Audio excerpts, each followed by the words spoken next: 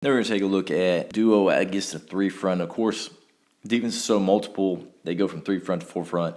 This is a great run against any front. Now, of course, they can try to overload a side and do all that stuff, but when they do that, you got to have counters off of it, whether you're running counter back or you're running an outside zone.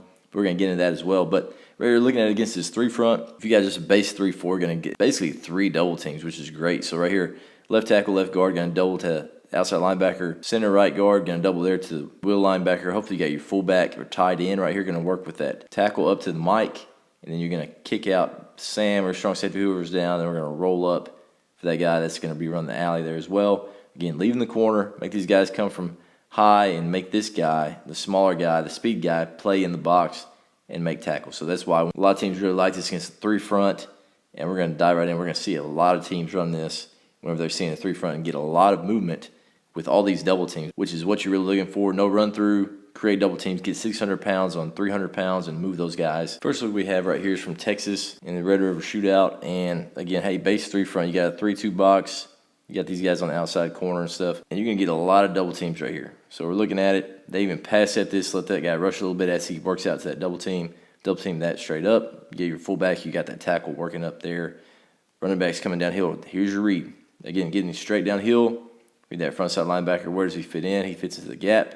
It's now working outside. And right here, as you're looking at it, tight end gets dominated right here by 40.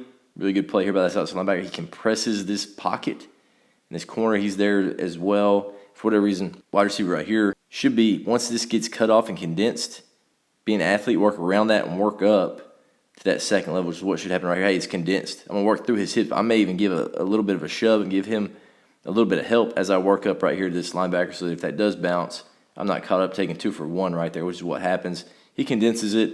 You got a free guy out here, and he doesn't want to go out there 2 on 1-on-1, which is probably what should still happen. Should be running out there, make that corner, make a tackle. But we can see what they're looking for. A lot of double teams. Pretty good job by the outside linebacker condensing that alley, and then the corner was there to make a play as well if he needed to. Here's maybe the most picturesque look that you could ever get to run this play. It's just straight 3-4. You got an outside leverage here on this bunch, and they motioned in or shifted into it, so maybe that's the deal here for Stanford. But you just draw it up real easy there. Going to double there up, double there up, double there out. Straight downhill, there's our read, looking to bend it, and he's going to go in the alley up to that safety, leave the corner. So again, Stanford right here, we got double teams working here. Everybody's hip to hip. This tight end's trying to get in there. You got an easy kick out, and he's working up for that safety. The moment you stop it right there, easy read, body for body. This linebacker's playing down. The tight end take him. Now he's pinned. He's working. He's square. He's got two-way cut to read that next level, which is all you want. Hey, can I get a two-way cut to read the next level?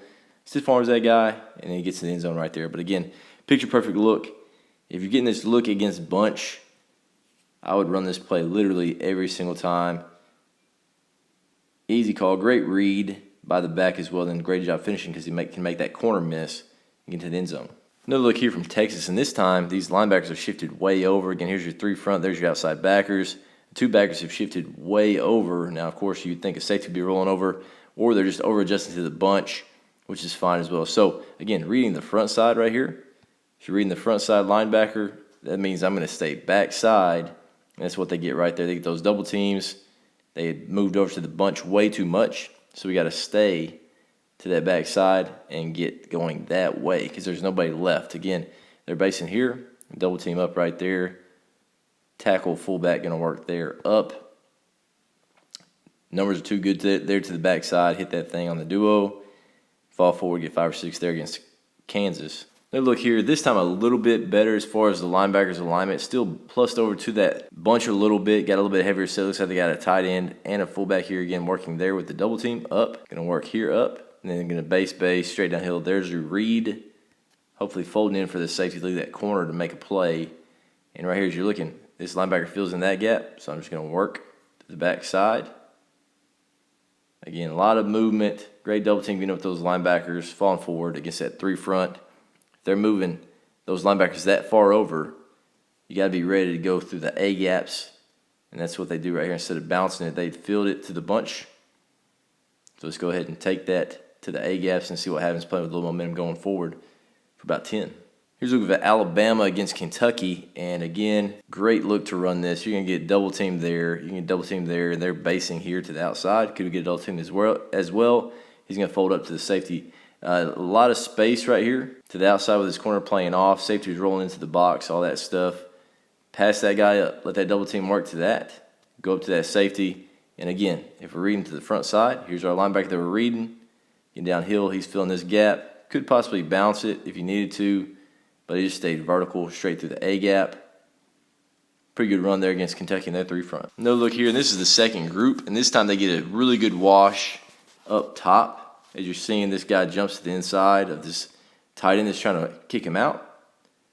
So right there, again, good read here by the back, getting downhill, filling that. He has that space to the outside. No run through, everybody's trying to jump through, knowing what's coming is that duo. So everybody's trying to jump those gaps, but there's no gaps to be had. So great patience right there and a great job bursting. Once you see that outside alley, let's get going. Use your momentum. Great job right there getting a big play. Of course, this is the second group for Alabama. Still executing on the duo play there out of bunch. Alabama again, this time looking at against LSU's defense. This linebacker pushed over pretty far over here. This linebacker is about a zero backer.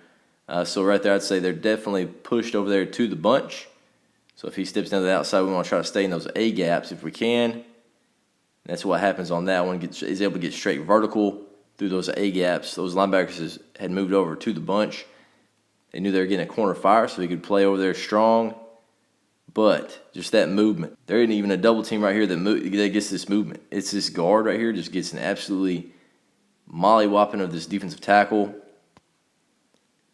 This linebacker has to step in. They don't get up to him. These two that are actually double teaming the center and left guard don't move this D-tackle, but this guy gets absolutely rocked so much that there's a ton of space there, and this guy flies through it. And this right guard basically takes 2 for 1 with that movement. But right there, again, you saw that linebacker had moved over towards the bunch a little bit too much. Let's try to run this through the A gaps if we can. Alabama does it there against LSU for a pretty good game. Here's a look at Alabama in the Rose Bowl, and again, three front here for Michigan. Obviously, this is the best defense in the country. Basing right there, they're going to work there up.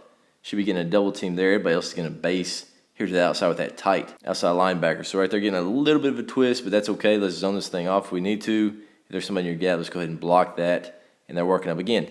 Just creating a wall. Even with all this movement and really good football players up there for the defense, they're just taking care of their inside gap. And they're blocking down, and they block the strong safety that had rolled into the box, creating a wall. Running back sees this wall, now he starts working out. You got a corner filling in. Again, a really good corner, really good football player. But again, just the size disparity and just the physicality should be in the offense's favor anytime it's a running back matched up with a corner. Again, 7-8 yards against probably the best defense in the country in the Rose Bowl. Got about 7 or 8 yards right there because they were able to fill all those open gaps. Here's a look at an issue right here for Alabama, and what happens, they get a negative play right here on this, and this linebacker shoots to the backside gap. He shoots to the backside gap, and he's able to make a play right here, which is really good play by this linebacker. All right, he sees this duo, and he slips this before this guard right here on this double team can see him getting through that gap. So right there, really good play by this linebacker, and then pretty good job stalemating there on the edge as well on this defensive end.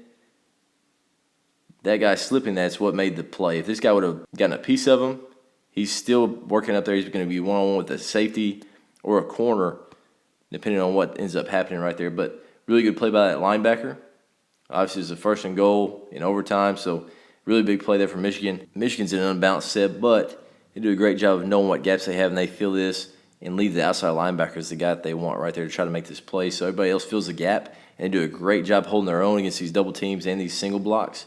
So anytime that you win at the point of attack, like Washington does right here, it really doesn't matter what the scheme is. Obviously, you could out-leverage them, but right here, on a play like this, if every gap's filled, and these guys are good football players that aren't going to miss tackles, they're going to get you on the ground. So right there, really good job there by Washington, knowing their gaps, holding their gaps, being strong, and then getting the guy on the ground. So right here, great play by Washington. Obviously, it's not a perfect play. It's just one of those plays where you can create double teams, overload a side with a bunch, and hopefully get some movement.